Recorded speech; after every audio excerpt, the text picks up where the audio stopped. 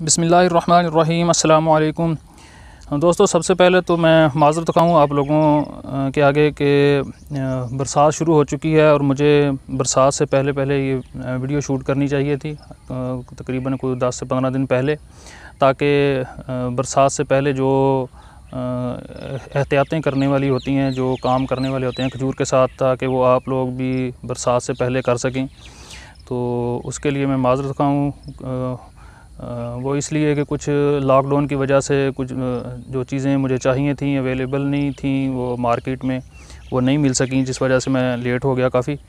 तो अभी भी जो चीज़ चाहिए थी वो तो नहीं मिली, लेकिन उसके अल्टरनेट मैंने कुछ लेके आया हूँ। तो फिर भी चलें, कुछ अभी देर नहीं हुई। हमारे तो इधर भी एक बारिश हुई है, जिससे कोई ज़्यादा खजूर का भी नुकसान तो नहीं हुआ।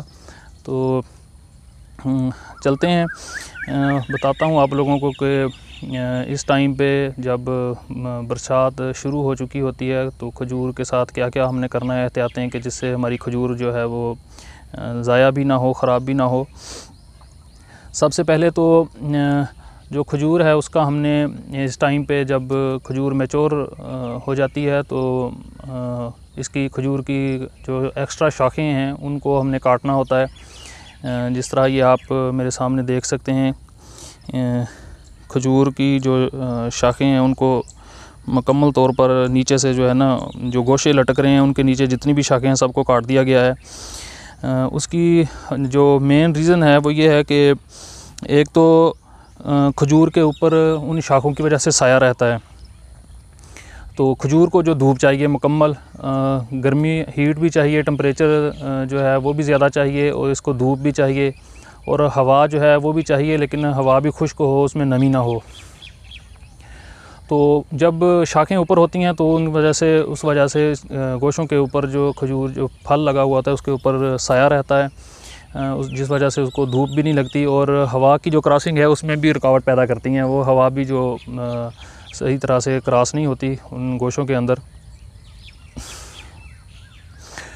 दूसरा जो है, ये खजूरों की कुछ वैराइटीज़ हैं जो जल्दी तैयार हो जाती हैं, कुछ लेट तैयार होती हैं। तो खजूर को जो आम तौर पर 2 कैटेगरीज़ में डिवाइड किया जाता है। तो एक तो इसकी मतलब कि 2 स्टेजेस होती हैं।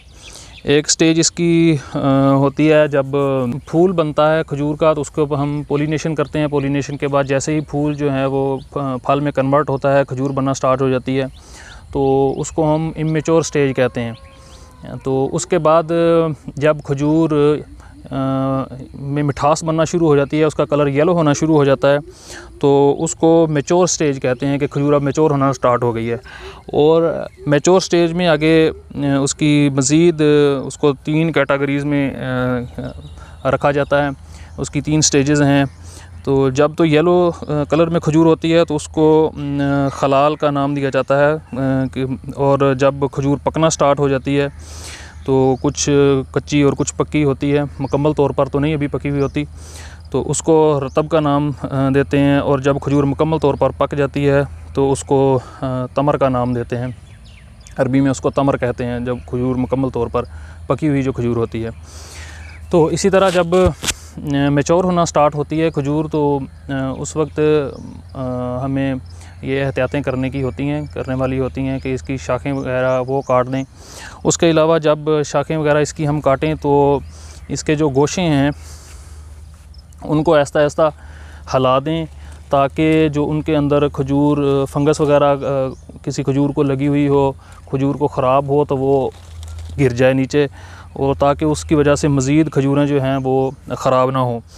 और दूसरा काम ये करें कि गोशों को, अगर गोशे ज़्यादा हैवी हैं, जिस तरह इस खजूर के आप देख सकते हैं कि किस तरह लटके हुए हैं, इनको कुछ सपोर्ट दे दें इस तरह से, जिस तरह ये शाख है इसके साथ इसको बांध दें, ताकि कुछ वज़न जो है वो दूसरी शाख बर्दाश्त करे, कुछ जो गोशे की अपनी शाख है वो वज़न बर्दाश्त करे। अब ये देखें, इस गोशे का वज़न बहुत ज़्यादा था, इसको सपोर्ट भी दी गई थी, लेकिन इसके बावजूद ये ऊपर से भी टूट चुका है। और जिस शाख के साथ इसको अटैच किया गया था, जिसके ऊपर इसका वज़न डाला गया था, वो भी यहाँ से टूट चुकी है और ये मुकम्मल तौर पर नीचे लटक गया है। लेकिन अभी मुकम्मल तौर पर पीछे से तो नहीं क्रैक हुई, इसको ख़त्म तो नहीं हुई शाख, ये अभी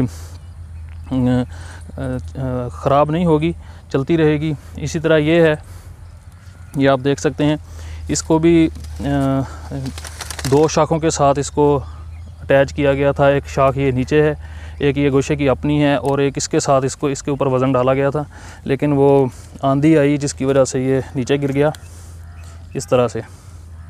काम तो ये करना है हमने कि इनकी शाखें जो हैं वो काटनी है, और दूसरा गोशों को एक दफ़ा हिला देना है हमने, इनको अच्छी तरह से नीचे से ऊपर से, ताकि अंदर से एक तो हवा जो है वो भी गुज़र जाए, और जो अंदर अगर कोई खजूर ख़राब हो तो वो नीचे गिर जाए, झड़ जाए, ऊपर से अंदर ना रहे, ताकि अगर उसको अंदर रहेगी तो उसको फंगस लगेगी, फंगस की वजह से वो मज़ीद खजूरों को ख़राब करेगी। जिस तरह ये मैं आपको दिखाता हूँ।